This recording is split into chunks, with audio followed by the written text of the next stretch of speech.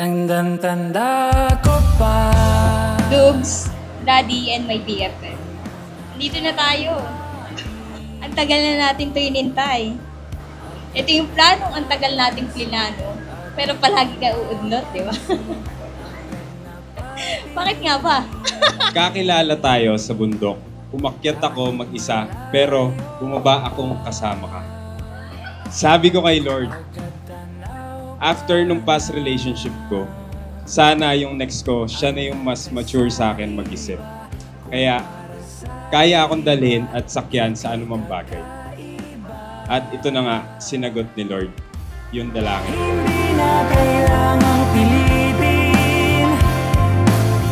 Puso ay kusa ng umamin. Sa'yo na dama ang hiwaga. Ba't niyo ko iwan? Sa'yo na tanaw ang liwanag.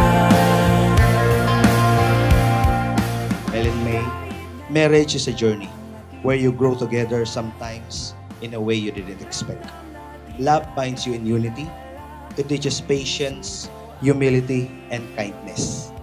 Choose every day to uplift each other. Celebrate each other's dream and offer grace when mistakes happen. That is the essence of marriage. That is love for one another. Thank you, Daddy Taba. Kasi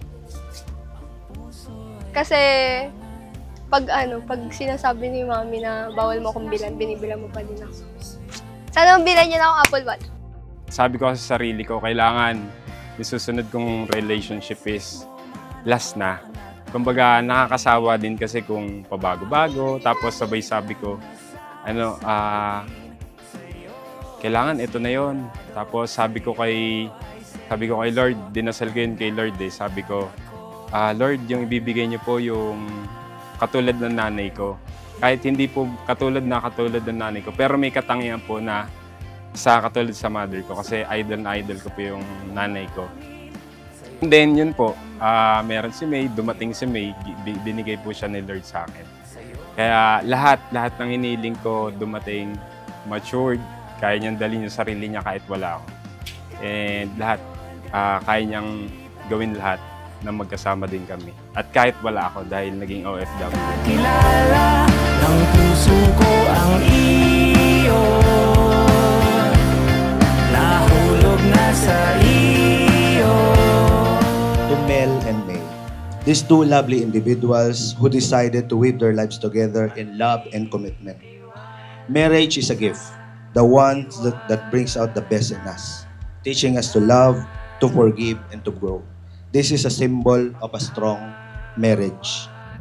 Thank you kasi nandiyan ka lagi. At the same time, hindi ka nagbago from day one until now. Mahal na mahal kita. Titiwala sa hiwaga na nadarama. Panghahawakan ang tadhana'y gusto. Ikaw ang kasama. Madami na tayong pinagdaanan at alam ko, mas marami pang dadating na pagsubok. Pero pinapangako ko na magiging matatag at matibay ako para sa ating mga anak. Salamat sa pagiging pinakamagaling na ama, mapagmahal na asawa, at sa pagiging tahanan ko. Mahal na mahal kita. Hindi na kailangang pilitin.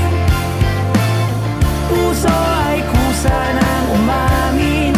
Sa'yo na dama ang hiwaga. Sa'yo na tanaw ang liwanag.